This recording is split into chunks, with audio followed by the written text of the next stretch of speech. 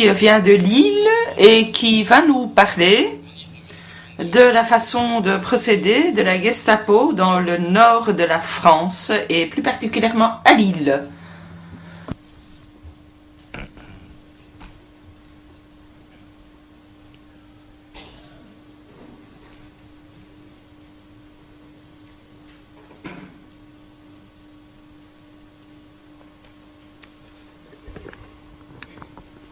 Mesdames, Messieurs, bonjour.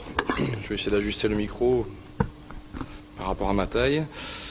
Je vous remercie beaucoup. Je remercie particulièrement la Fondation Auschwitz de m'avoir invité en tant que chercheur historien local pour le Nord-Pas-de-Calais, donc pour cette partie de la France.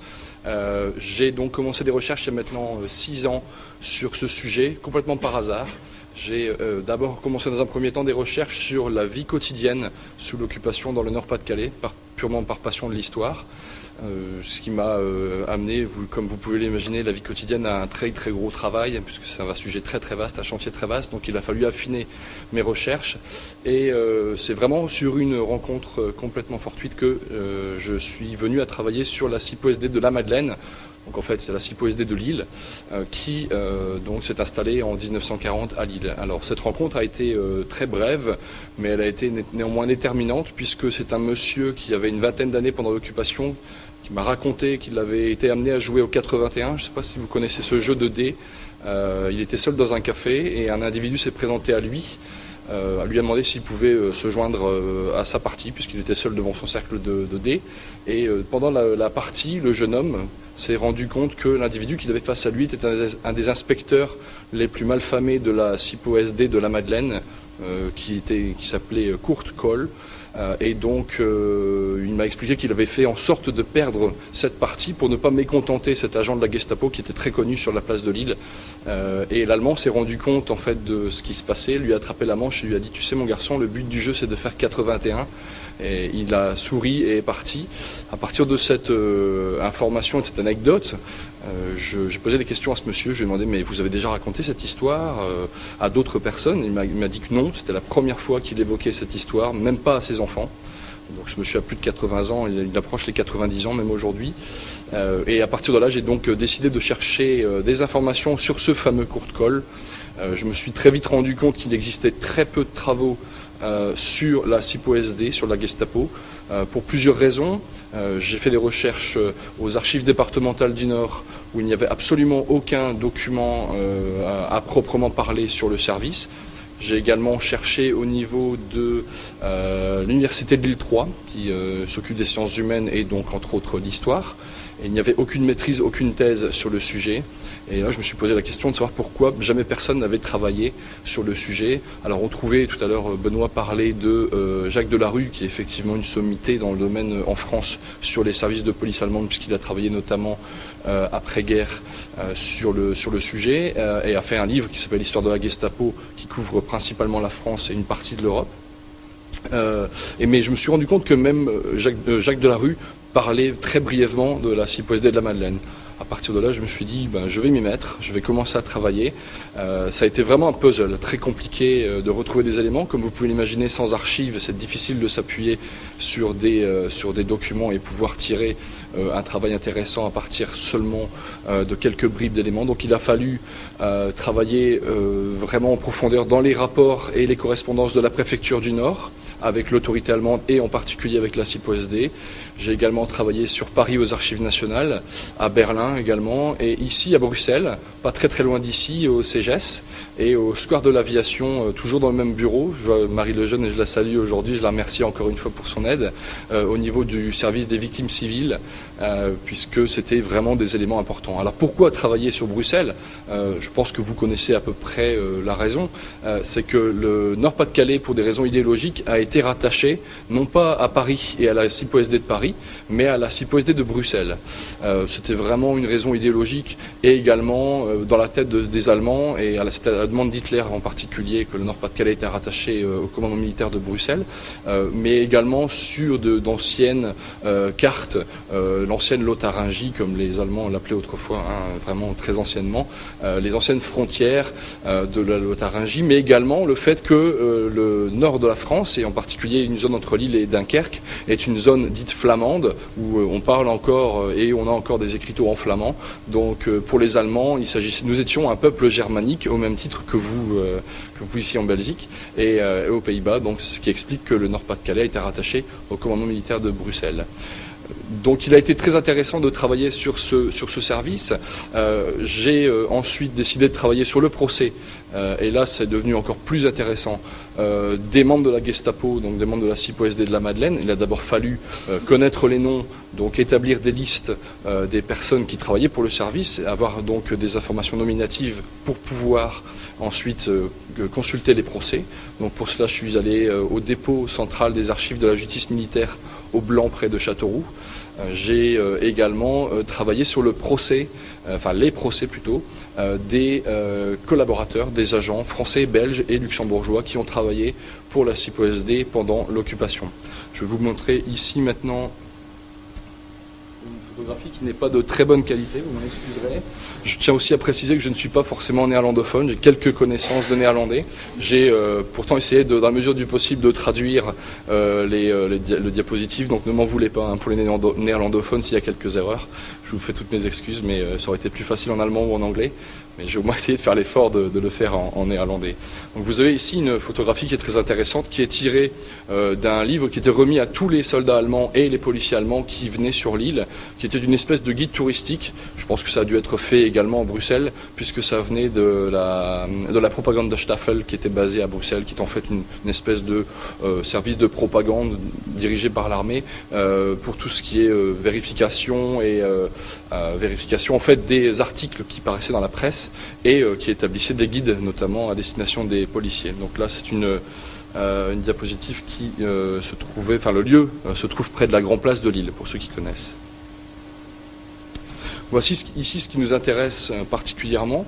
Vous avez donc la structure du RSHA, le Sicherheitshauptamt à Berlin.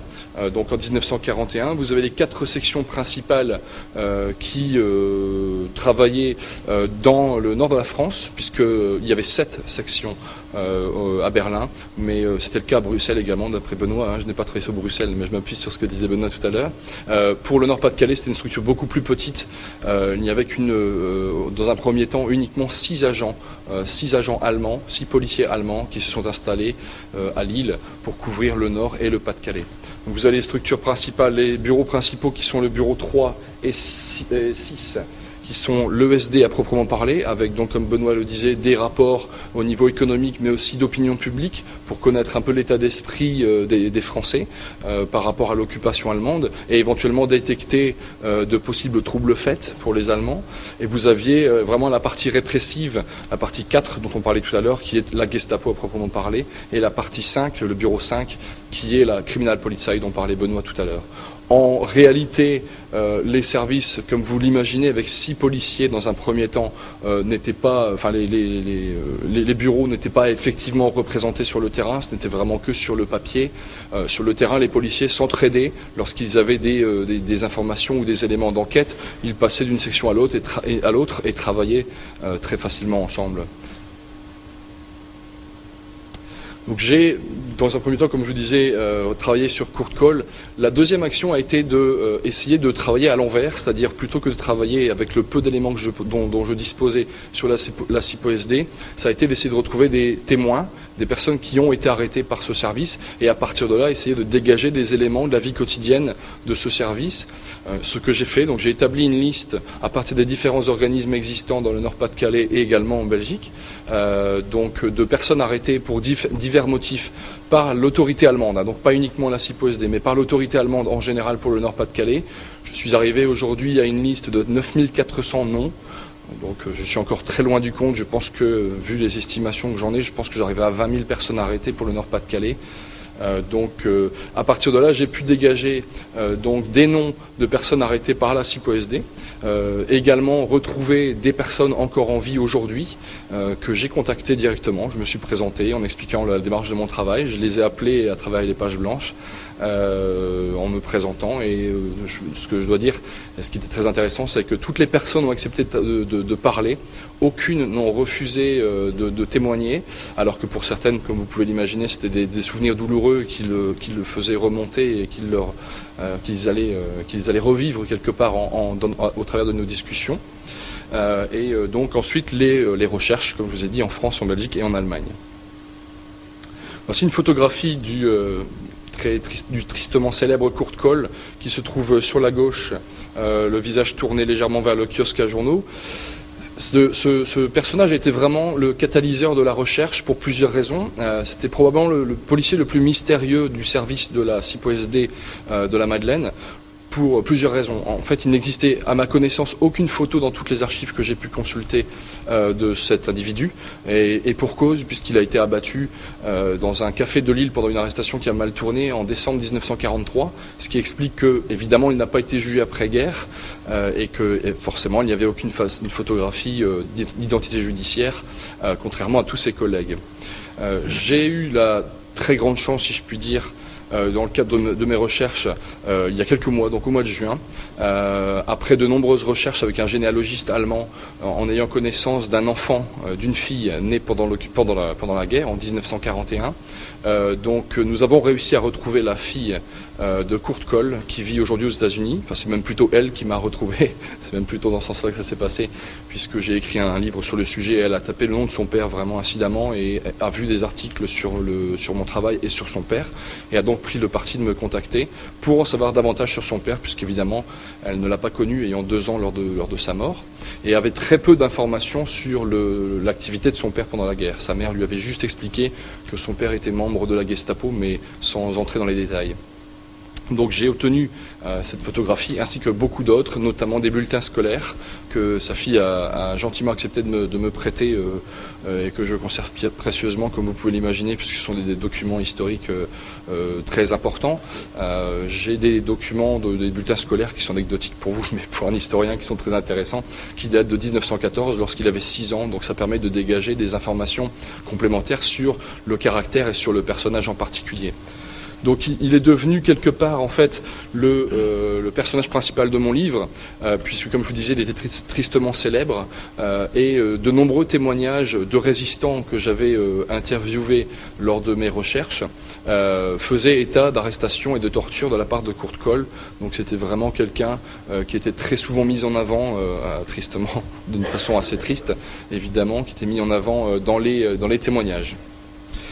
Je fais également mention, et mes collègues Roby et Benoît en ont fait également mention, les Allemands et la Gestapo en particulier, la CIPO-SD n'aurait jamais pu faire ce travail sans ce travail de sape de la résistance et des ennemis de l'État, les ennemis du Reich, sans l'aide de Français, de Belges en ce qui concerne le Nord-Pas-de-Calais et pour d'autres nationalités, pour d'autres régions de France, sans le concours de personnes qui, pour diverses raisons, je vais juste survoler rapidement puisque Roby en a parlé, au niveau finance, mais au niveau politique, des convictions politiques, des convictions très proches du parti nazi, ont souhaité travailler pour les Allemands, mais aussi parfois, et c'est peut-être le plus triste et le plus terrible, pour un mouvement de résistance, certaines personnes étaient arrêtées, appartenaient à la résistance et étaient donc retournées par la CIPO-SD.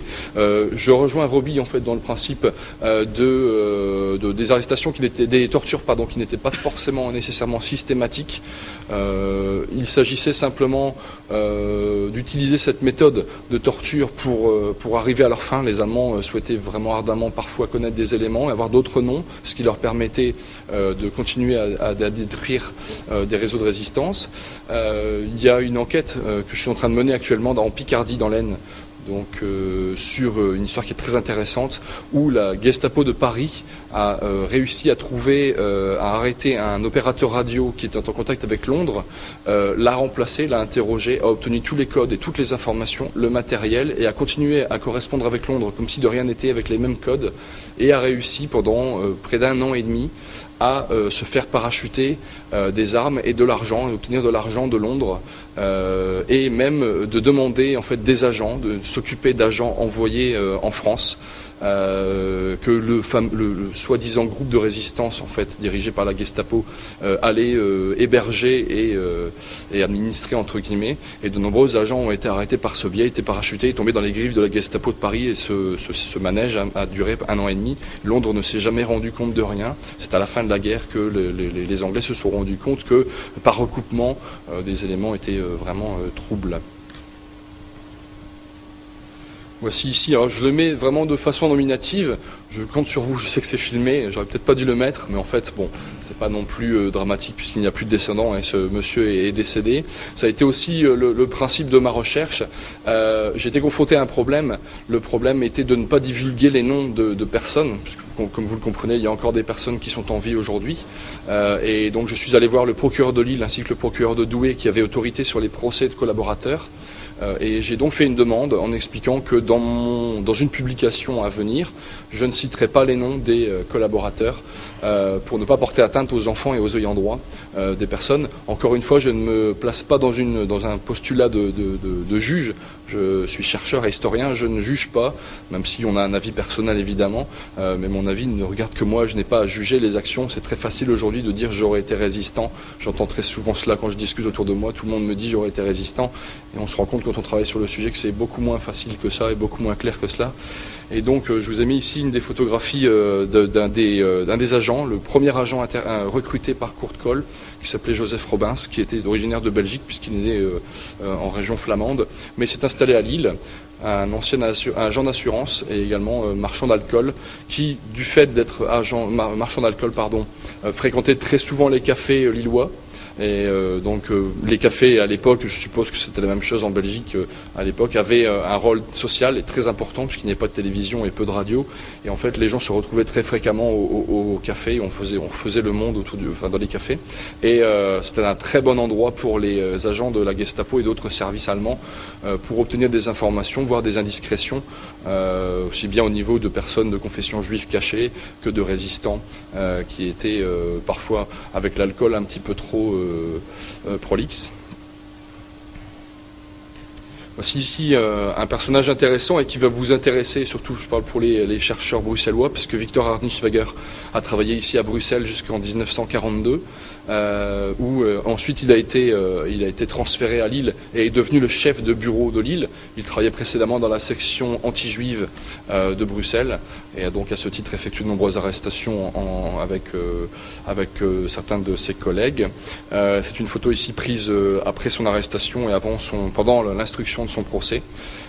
Et Victor Harnischweger a été vraiment un élément important de la CIPO-SD de la Madeleine, puisque non seulement il a été son responsable, mais c'est surtout lui qui a mis en place la systématisation, dans certains cas, de la torture, puisque les précédents commandants de la CIPO-SD de la Madeleine étaient plutôt d'étendre vis-à-vis de la CIPO-SD de Bruxelles et de Berlin. Ils ont été rapidement transférés car ils n'obtenaient pas beaucoup de résultats. Alors cette obligation de résultats était importante aussi pour les Allemands. Il faut aussi comprendre que la structure de la CIPO-SD à Lille pour le Nord-Pas-de-Calais s'est faite crescendo en même temps que la mise en place de la résistance, puisque la résistance de son côté, ça a été très très long, puisque tout le monde n'est pas résistant né, tout le monde ne vit pas dans la clandestinité et tout le monde n'a pas forcément une connaissance. Donc ça a été très très long de s'organiser, de commencer à avoir des réseaux de résistants, avoir des personnes de confiance avec qui l'on pouvait travailler. Et c'est le même principe. Donc en parallèle, la CIPO-SD commence à prendre de l'ampleur et commence à devenir de plus en plus importante au niveau répression par rapport à la résistance. Dans le même cas, vis-à-vis de la résistance, tout à l'heure nous abordions la différence de résistance entre résistance nationale et résistance communiste. En France, on ne fait pas cette différence. La seule différence qui peut être faite, et Benoît en a parlé après la question qui a été posée tout à l'heure, c'est la résistance gaulliste et la résistance communiste, mais qui vis-à-vis des Allemands était également sur le même pied d'égalité. Il n'y avait pas de traitement de faveur apporté ni à l'un ni à l'autre. Seulement, la seule chose qui est importante à expliquer aujourd'hui, c'est que la résistance communiste n'a commencé à être attaquée, entre guillemets, par la CIPO SIPO-SD qu'à partir du 22 juin 1941, à partir du moment où l'Allemagne envahit l'URSS, et c'est la fin du pacte germano-soviétique. Avant cela, selon Fritz Habener, ce ne sont pas mes propos, mais ce sont les propos de Fritz Habener, qui était un des agents qui luttait contre la résistance, il expliquait lors de son interrogatoire que la Gestapo n'avait absolument aucune mesure et aucun texte précisant qu'il devait arrêter des communistes. Ce qu'il faisait bien évidemment, c'est qu'il n'oubliait pas les éléments qui leur étaient donnés et les répertorier dans des documents. Ils avaient également les listes des différentes personnes qui s'étaient présentées à des élections et qui sous les couleurs communistes. Donc évidemment, lorsque l'Allemagne a déclaré la guerre et a envahi l'URSS, les Allemands avaient à leur disposition de nombreuses listes, au même titre que les Juifs, que les Allemands auront pu établir avant 1942. Et avant la mise en place vraiment répressive physiquement, on va dire, des populations juives du Nord-Pas-de-Calais. Voici ici une photographie d'un des chauffeurs de la Gestapo. La grande chance que j'ai eue, encore une fois, dans mes recherches, c'est d'avoir réussi à entrer en contact avec un ancien membre de la DST, qui est le contre-espionnage français, qui a travaillé après la guerre sur les criminels de guerre.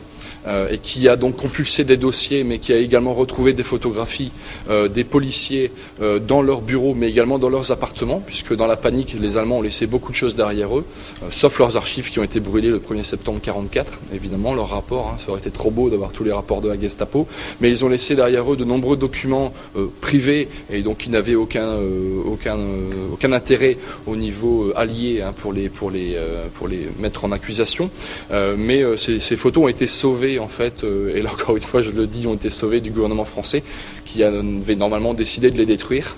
Et donc c'est une très bonne chose que des policiers ont un peu contourné les règlements pour sortir des documents qui aujourd'hui nous permettent en tant qu'historiens de travailler donc non pas sur les archives allemandes mais sur des documents et vraiment des photographies d'époque qui auraient été détruites et perdues pour l'histoire. Venons-en maintenant aux différents bureaux. Voici le premier bureau occupé par la SIPO-SD de la Madeleine. Je suis désolé, la photographie n'est pas très bonne, mais c'est un bureau très très haut et la rue est très très très étroite. Je n'ai pas pu prendre une photo sur la hauteur du bâtiment, donc à défaut, je n'ai pu prendre qu'une photo vraiment du rez-de-chaussée du premier étage. J'ai réussi, en forçant quelques portes, vraiment dans la légalité, à entrer dans les 3 bureaux, puisque la SIPO-SD de la Madeleine a occupé 3 bureaux pendant la guerre, à différentes périodes et différents lieux.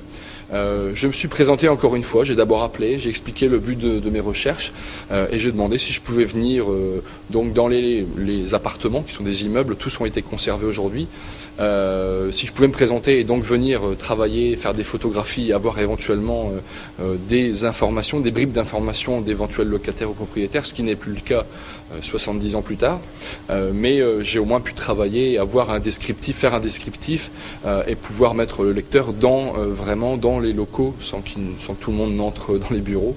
Je dois dire que j'ai eu beaucoup de chance d'avoir des personnes qui m'ont laissé entrer dans leurs appartements et dans leurs locaux. Donc ça c'est le premier bâtiment occupé de 1940 jusqu'à 1942.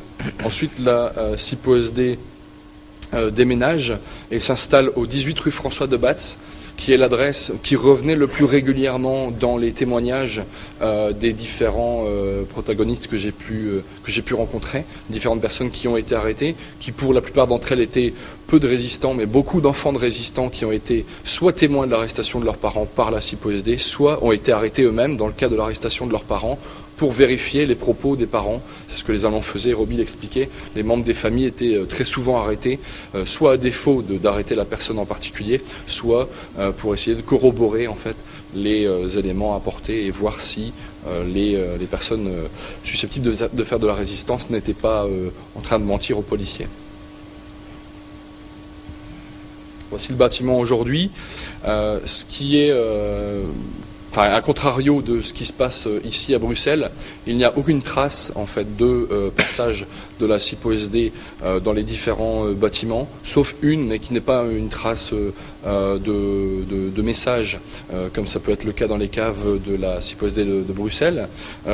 Juste au niveau numéro 20, qui était le bâtiment voisin, puisque les Allemands ont réquisitionné 2 bâtiments, un bâtiment le 18 pour la partie administrative, donc vraiment les enquêtes policières, les tortures, avec également des cellules dans les caves, mais également le numéro 20 avec une cour intérieure que vous voyez ici, pour pouvoir y loger y garer les véhicules, mais c'était également les différents appartements des policiers.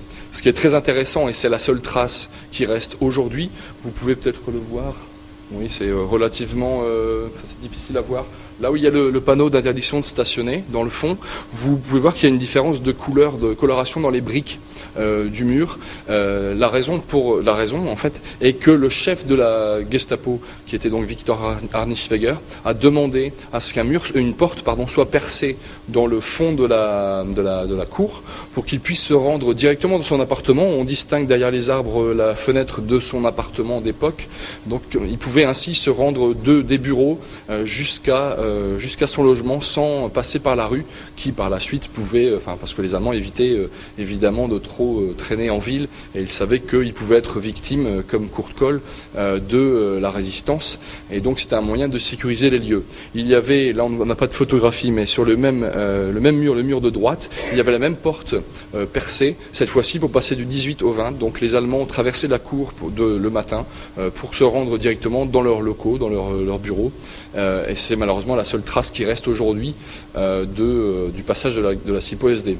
Ce qui est par contre intéressant, c'est que, ayant été en contact avec les locataires et propriétaires des différents appartements dans les différents bâtiments, j'ai pu me rendre compte que beaucoup d'entre eux connaissaient l'utilisation faite par les Allemands pendant l'occupation. Et je leur ai également demandé ce qu'ils en pensaient. Et pour la plupart d'entre eux, ça ne les perturbait pas. Au contraire, ils étaient même plutôt contents qu'on s'intéresse à leur bâtiment et étaient étonnés autant que moi qu'il n'y ait aucune plaque sur les bâtiments, sur les façades des bâtiments, donc des différents bureaux. Voici ici une photographie d'un groupe d'agents de la SIPO-SD en uniforme. Ce qui était plutôt rare à l'époque. Ce qu'il faut préciser, c'est que la SIPO-SD n'utilisait quasiment jamais d'uniforme lors d'arrestations. Toutes les personnes que j'ai pu interroger et tous les rapports que j'ai pu consulter, les personnes étaient en civil, d'où la fameuse image d'Épinal avec la gabardine en cuir et les chapeaux en cuir, etc. Tous n'étaient pas en cuir, évidemment. On en a fait un mythe aujourd'hui. Mais il n'y avait effectivement pas d'uniforme, sauf pour les officiers dans certaines occasions, notamment pour des cérémonies. Ça a été le cas, et ça a été encore une fois un très grand mystère pour moi à l'époque, quand j'ai appris que Kohl avait été abattu par la résistance, puisque figurez-vous que Kohl a été enterré au cimetière des Verts, ici pas très loin, je crois que c'est dans le quartier pas très loin d'Anderlecht, si je ne me trompe pas, donc a été, non c'est pas Anderlecht, à côté, à Evere, je pense que vous connaissez tous Evere en tout cas, a été enterré pendant la guerre, et qu'il y aurait eu une cérémonie en fait effectuée par la SIPO-SD. Des témoins ont parlé lors de mes enquêtes, de mon travail, de présence d'Heinrich Himmler, puisque Kohl aurait été, soi-disant selon certains témoins, un proche d'Heinrich Himmler, ce que je n'ai pas pu démontrer à travers mes recherches. Donc c'est vraiment quelque chose que je mets de côté et que je ne mets pas en avant, mais c'est ce que les témoins mettaient en avant à l'époque, ce qui a évidemment, comme vous pouvez l'imaginer, m'a amené à chercher, à savoir si c'était effectivement le cas. Donc j'ai contacté le soir, les archives du soir. J'ai même contacté des personnes qui m'ont aidé à travailler au niveau de la Bibliothèque royale, dans différents lieux, dans les rapports de la police belge, pour essayer de retrouver des procédures et des mises en place de sécurité pour une cérémonie. Nous n'avons rien retrouvé. Par contre, c'est effectivement le cas. Dans les archives du cimetière des Verts, il y a bien la mention d'un SS Rotenführer, donc un caporal-chef, rattaché à la SIPO-SD, qui a été enterré le 4 janvier 1944. Et à la libération donc de la Belgique, le corps a été, comme beaucoup d'autres Belges, envoyé à Lommel, donc dans l'est de la Belgique, où Kohl repose avec d'autres soldats allemands morts en Belgique actuellement. Alors c'est aussi très étrange de savoir pourquoi Kohl a été probablement le seul soldat et policier allemand tué à Lille et dans le Nord-Pas-de-Calais à avoir été enterré à Bruxelles. Je n'ai aucune explication sur ce fait, ce qui aussi a mis en avant cette thèse de lien avec Himmler, puisque ce serait Himmler lui-même qui aurait demandé à ce que le corps de Kohl soit amené à Bruxelles pour qu'il puisse assister à la cérémonie. Donc c'est encore une fois quelque chose de conditionnel, hein, pour l'instant suspendu à de nouvelles découvertes, mais c'est effectivement très troublant de savoir que Cole a été enterré en Belgique et non pas en France. Je pense que certains de mes collègues et confrères retrouveront peut-être des visages connus. Je n'ai pas les noms de tous les policiers. Seuls les policiers sur cette photographie numérotée ont été identifiés. Les autres ne sont pas connus, mais sachant qu'il y avait énormément de transferts, et j'en parlais tout à l'heure avec Roby, il y avait énormément de transferts pendant l'occupation pour diverses raisons, pour des raisons disciplinaires, pour des raisons de besoins d'effectifs, puisque encore une fois la CIPO-SD était très peu armée en termes d'hommes et d'effectifs au début de la guerre. Et le maximum de policiers allemands présents à Lille était une douzaine. Donc ils ont simplement doublé leur effectif en 4 ans de conflit. Donc certains des noms sont des personnages ne sont pas identifiés. Donc je ne peux pas pour l'instant donner des noms à ces visages. Mais peut-être que mes collègues pourront le faire plus tard. Voilà Fritz Habener dont je parlais tout à l'heure, qui était qui a pris un rôle très important à la mort de Cole, puisqu'il a pris la suite, la relève entre guillemets, dans la brutalité et dans le raffinement de la torture. Donc je vous passais les détails, hein, les différentes méthodes de torture. Roby en a parlé tout à l'heure, la gégène, etc. Le nerf de bœuf étaient des méthodes très classiques, mais les Allemands pouvaient se montrer très ingénieux lorsqu'il s'agissait de faire parler des résistants. Ils ne reculaient vraiment devant rien pour arriver à leur fin. Vraiment, la fin justifiait les moyens. Voici le dernier bâtiment occupé par la CIPO-SD. C'est probablement le bâtiment qui a été le moins longtemps occupé, puisque les Allemands déménagent en mai 1944. Et jusqu'au 1er septembre 1944, où la CIPO-SD fait ses valises et quitte donc le nord de la France. Vous avez ici donc une vue du 116 avenue Saint-Maur, qui, là aussi, dans de nombreux témoignages, vous montre un peu l'image que les habitants de la Madeleine, donc la commune qui a été choisie pour l'installation des locaux de la Gestapo, pouvaient avoir.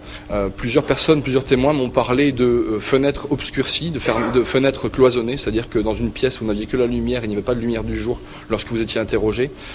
Et également, les témoins et les habitants expliquaient que toutes les personnes savaient que la Gestapo était installée là, et la plupart des gens faisaient en sorte de passer sur le marché sur l'autre trottoir. Ça vous montre un peu l'ambiance et la chape de plomb qui pouvait exister pour les habitants du quartier et de la ville en général. Il est aussi intéressant de parler des différentes frontières, et les Allemands faisaient vraiment peu état de ce qui concernait les frontières, notamment administratives de la France. Comme je vous disais tout à l'heure, de nombreuses arrestations ont été effectuées par la CIPO-SD en Belgique, mais également dans d'autres régions, dans l'Oise, à Paris, donc sans forcément au préalable prévenir les autorités locales. Donc il y avait des opérations qui étaient effectuées sans que les effectifs locaux ou les commandements militaires ne soient avertis. Par contre, ce qui se passait, c'est qu'on faisait toujours appui et on s'appuyait toujours sur la feldgendarmerie. Ça, c'est vraiment un schéma classique. Et également sur la CIPO-SD locale. On contactait les membres de la CIPO, on demandait un appui, puisque les personnes aussi bien de la CIPO-SD que les feldgendarmes connaissaient bien le terrain et pouvaient emmener les membres de la CIPO-SD effectuer des arrestations. Encore une fois, comme la CIPO-SD possédait peu d'effectifs, il s'appuyait sur la feldgendarmerie en termes de nombre, notamment lors des grandes rafles, et la rafle de Rosh Hashanah qui s'est produite le 11 septembre 1942 dans le Nord. Je crois que ça s'est passé à peu près à la même époque pour la Belgique. Non, je ne dis pas de bêtises, si c'était le 11 septembre également, la grande rafle. Je ne sais pas, quelqu'un peut me... Pardon ? Le 3 septembre, d'accord, un petit peu avant, autant pour moi. Donc je n'ai pas travaillé sur la déportation des Juifs en Belgique, mais effectivement, la feldgendarmerie travaillait de concert avec la CIPO-SD. Et là, en l'occurrence, cette photographie vient d'un musée qui se trouve à Heerenveen aux Pays-Bas, puisque la CIPO-SD de la Madeleine a été envoyée en Allemagne à la Libération, puis a été à Cologne, d'abord dans un premier temps, puis a été réaffectée à Heerenveen aux Pays-Bas pour continuer à faire leur travail de police de septembre 1944 mai 45, un petit peu avant la libération des Pays-Bas. Donc ils ont continué leur travail sous le nom de commandant Kronberger, qui était un des responsables que vous voyez au milieu avec sa casquette. Et là on retrouve des membres de la CIPO-SD de la Madeleine, mais également certains de Douai, puisque j'ai omis de vous préciser que l'île avait une Nebenstelle, comme on appelait ça, c'est-à-dire un bureau dépendant de l'île qui travaillait sur Douai, qui se trouve à une quarantaine de kilomètres de l'île. Et la raison de ce travail est qu'il y avait une très grosse présence d'ouvriers et de résistants, surtout communistes, dans le bassin minier du Pas-de-Calais, et que donc il fallait absolument un service très proche pour pouvoir effectuer des arrestations et contrôler le secteur. Les différents protagonistes de la CIPO-SD de la Madeleine et des Renven ont été arrêtés à la libération. Pour l'ensemble, ils ont été retrouvés. Il y a eu peu, en fait, contrairement à d'autres régions de France, peu d'arrestations et peu de charges retenues contre des membres de la CIPO-SD pour le Nord-Pas-de-Calais, parce que malheureusement beaucoup de résistants arrêtés ont été déportés et ne sont pas revenus. Donc forcément, comme tout à l'heure disait une des intervenantes, les morts ne parlent pas, donc seuls les rescapés ont pu expliquer ce qui s'était passé. Donc certains des membres ont été jugés. Sur les 5 membres jugés 3 fois à Paris, à Lyon, enfin à Paris, à Lille et à Lyon, les peines ont été exactement les mêmes systématiquement à chaque fois. 2 des membres ont été condamnés à mort et exécutés dans la région lyonnaise. 2 ont été condamnés à des travaux forcés à perpétuité qu'ils devaient purger à la prison de Los dans la métropole lilloise, où ils avaient plutôt l'habitude d'aller régulièrement rechercher des détenus. Cette fois-ci, ce sont eux qui se sont retrouvés derrière les barreaux. Et un des prévenus a été libéré faute de jugement, faute de témoignages et de violences sur des résistants. Donc il a pu finir ses jours en Allemagne. Il est aussi important de savoir que les principaux commandants de la CIPO-SD qui ont travaillé dans le Nord-Pas-de-Calais puis ensuite dans d'autres secteurs n'ont pas non plus été jugés. Et ont réussi à passer à travers les mailles du filet. Et un des anciens policiers de la DST dont je vous parlais tout à l'heure m'a expliqué, ce que je connaissais un petit peu déjà de l'après-guerre, c'est que beaucoup de policiers allemands et de chefs ont travaillé pour les différents services de renseignement, qu'ils soient français, américains ou anglais, pour déjà connaître l'organisation des différents services, mais aussi dans la lutte contre ce qui est devenu ensuite la guerre froide et donc la menace communiste pour l'Europe, hein, ce que les différents gouvernements ont décidé de faire. Et donc beaucoup, en échange de ce travail, ont obtenu une immunité. Il est aussi important de rappeler que beaucoup de policiers allemands qui travaillaient pour la CIPO-SD, beaucoup de fonctionnaires qui n'ont pas forcément le sang sur les mains, ont été ensuite reversés dans les différentes polices criminelles en Allemagne et ont continué à travailler jusque dans les années 70 et 80 pour les polices criminelles des différentes villes d'Allemagne, les juges également. Donc c'est un sujet assez compliqué, mais qui est pourtant important de relater.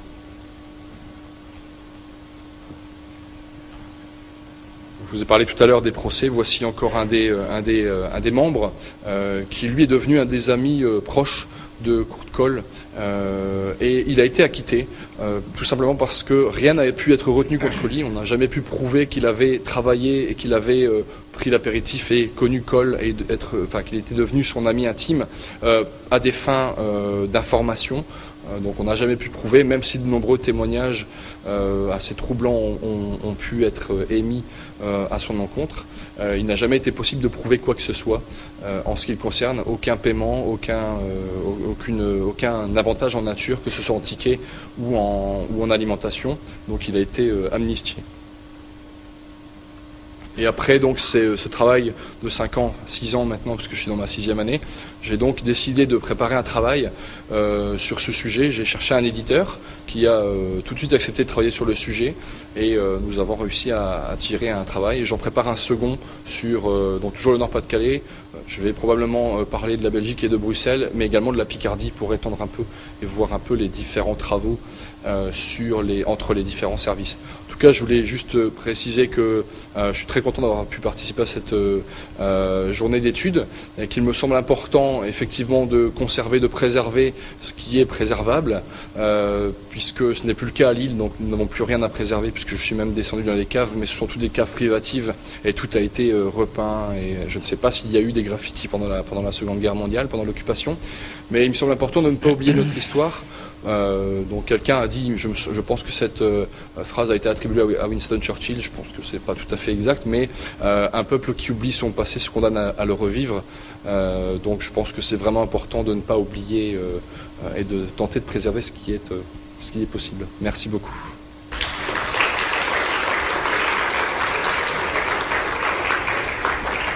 Dank u wel, merci. Y a-t-il encore très rapidement des questions? Zijn er nog snel vragen, meneer daar?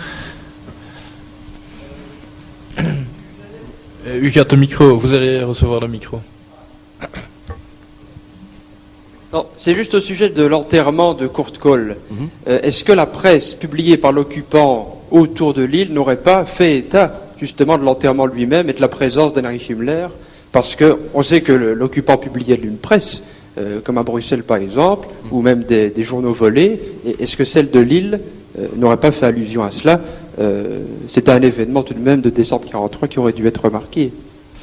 Alors j'ai essayé de rechercher effectivement dans ce qu'on appelait le Grand Écho du Nord, qui était à l'époque le journal qui couvrait la région Nord-Pas-de-Calais, mais je n'ai retrouvé aucun élément sur une période très très large, puisque je suis même allé jusque mars 1944 pour essayer de trouver une bribe d'informations. Je n'ai rien retrouvé non plus en Belgique. Je n'ai pas fait les archives du Brutzeler Zeitung par contre, qui était le journal qui couvrait également et qui était également disponible dans le nord de la France. Par contre, j'en ai discuté un peu avec plusieurs historiens, notamment au CGS.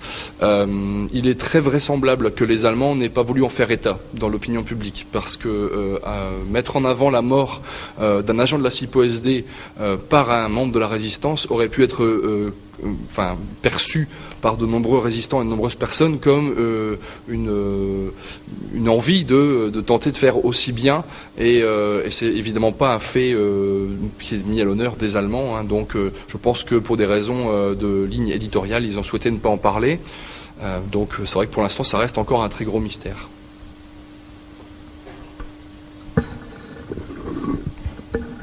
Est-ce que, au cours de votre travail d'enquête, vous avez rencontré un sentiment que l'on pourrait appeler celui d'une culpabilité collective? Oui. Alors, ce qu'on m'a souvent demandé, c'est pourquoi je m'intéresse à cette personne. D'ailleurs, les personnes que j'ai interrogées, qui ont 90 ans, m'ont demandé, mais vous n'avez pas connu la guerre? J'ai expliqué non, bien sûr, je n'ai pas connu, mais je me suis intéressé à ce sujet. En termes de culpabilité, je dirais oui et non. Alors, effectivement, il est très difficile, comme je disais tout à l'heure, de juger les personnes aujourd'hui. Hein. Comme je disais, aujourd'hui, tout le monde serait résistant.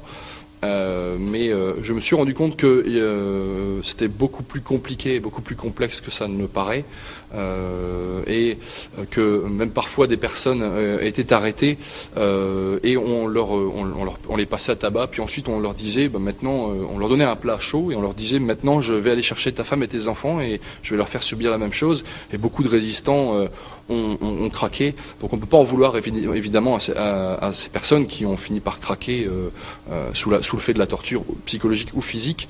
En termes de culpabilité, je dois dire que c'est évidemment difficile et terrible de voir que des personnes ont été capables de travailler, je parle de façon vénale, hein, vraiment pour l'argent ou les motivations politiques pour ce régime. Maintenant, cette culpabilité a été atténuée, si vous voulez, par la découverte de réseaux de résistance dans la police française, que l'on qualifie et à qui on attribue souvent des arrestations, notamment la rafle du Veldiv et d'autres faits en France. J'ai quand même découvert qu'il y avait même si on se doutait, hein, que tout n'est pas ou tout blanc tout noir, mais j'ai quand même réussi à dégager des éléments de résistance au sein de la police française. Donc ça a un peu atténué cette culpabilité, même si ça reste encore un sujet très, très compliqué. Comme je dis tout à l'heure, on a évidemment un avis personnel sur le sujet, quoi. On ne peut pas juste faire fi de certains éléments que l'on croise. Encore deux questions, Madame Pao et Monsieur Hérode. Emmanuel, les dames d'abord. Bon, on a inversé les choses, pas grave. Simplement une remarque, je trouve ça tout à fait intéressant de montrer que les membres des SIPO étaient des policiers compétents et que donc il n'est pas nécessaire de passer par la torture tout de suite. C'est un peu l'image que le cinéma ou la littérature a apporté. Ma question porterait sur un autre aspect. Les locaux utilisés par la SIPO, location, réquisition? Alors, réquisition. Il y avait des habitants, hein, c'était des appartements déjà à l'époque, donc il y avait des locataires et des propriétaires. J'ai retrouvé quelques documents dans les archives municipales de la Madeleine, puisque le maire ou le bourgmestre de la Madeleine était chargé des déménagements et de l'hébergement des personnes expulsées, en fait, puisque les personnes étaient littéralement expulsées. Pour le premier déménagement effectué au 18 rue François de Batz, les locataires et propriétaires devaient avoir quitté les lieux pour le 10 décembre 1942 à midi. En prenant quelques effets. Et évidemment, les personnes, à mon avis, ne se sont pas fait prier pour quitter les lieux, sachant que les locaux allaient être occupés par la SIPO-SD. Et c'est là que les habitants d'autres immeubles qui étaient libérés ont été installés. Donc les premiers locaux aux 4 avenues du Jardin Botanique ont été occupés par des gens qui étaient expulsés du 18 rue François de Batz. Donc c'était exclusivement des réquisitions. Madame Pao. Et je voudrais revenir sur l'assassinat de Kurt Cole. Vous avez dit que la médiatisation, c'est une hypothèse, n'a pas été faite. Était-ce pour ne pas donner envie de répéter le fait? Mais sur place, est-ce qu'il y a eu des représailles? Est-ce que des otages ont été exécutés? Et dans quelle proportion? Alors, suite à l'affaire de la mort de Kurt Cole, cette arrestation qui tourne mal, il s'agissait d'un groupe de résistants FTP, donc des communistes de Boulogne-sur-Mer, sur la côte, qui étaient venus trouver refuge à Lille. On se demande malheureusement pourquoi ils se sont installés sur l'île, puisque c'est là où il y avait le plus de services de police allemande et évidemment le plus de policiers. Toujours est-il qu'ils se sont installés, ils ont été infiltrés et ont été arrêtés, et donc c'est devant cette arrestation que Kurt Cole est abattu. Ils ont tous été arrêtés. Après la mort de Cole, puisque 2 étaient sur les lieux et ont été arrêtés, blessés par balle, lors d'une fusillade qui a eu lieu ensuite après la mort de Cole. Les autres ont été arrêtés suite aux interrogatoires, puisqu'ils seront passés entre les mains des collègues de Cole. Et j'ai eu les témoignages de certains membres des familles qui m'ont expliqué qu'ils ont énormément souffert entre leurs mains, puisque les Allemands se sont déchaînés sur eux. Et ils ont tous été envoyés à Saint-Gilles dans un premier temps, puis au fort de Brendonck, où ils auraient été pendus. Et plusieurs témoignages de résistants belges, enfin de déportés qui se trouvaient à Brendonck ont parlé de l'exécution de 6 pendus français qui a eu lieu, si je ne m'abuse, la date est un peu confuse, on n'a pas vraiment de date précise, entre le 1er mars et le 3 mars 44, donc 2 mois et demi après la mort de Cole. Tous ont été pendus, effectivement, et enterrés à Brendonck. Et à ma connaissance, ils se trouvent aujourd'hui au tir national de Scarbeck, si je ne dis pas de bêtises, à part un ou 2 corps qui a été transféré sur la côte. Non, puisque les Allemands ont trouvé les auteurs. Les Allemands ont arrêté les auteurs de la mort de Cole. Et si vous voulez, ce qui est aussi intéressant, c'est qu'ils ont été pendus, contrairement à des résistants qui sont habituellement fusillés. Et les Allemands ont voulu faire un exemple et les traiter comme des criminels de droit commun et non pas comme des résistants. D'où le symbole de cette exécution menée plutôt que par un passage par les armes qui est considéré par les Allemands à l'époque comme un passage par les armes, certes, mais autorisé pour les combattants, etc. Donc là, c'était vraiment du droit commun pour les Allemands, et non pas de la résistance. Oké, ik zou nog heel snel het woord willen geven aan meneer Simon Gronowski.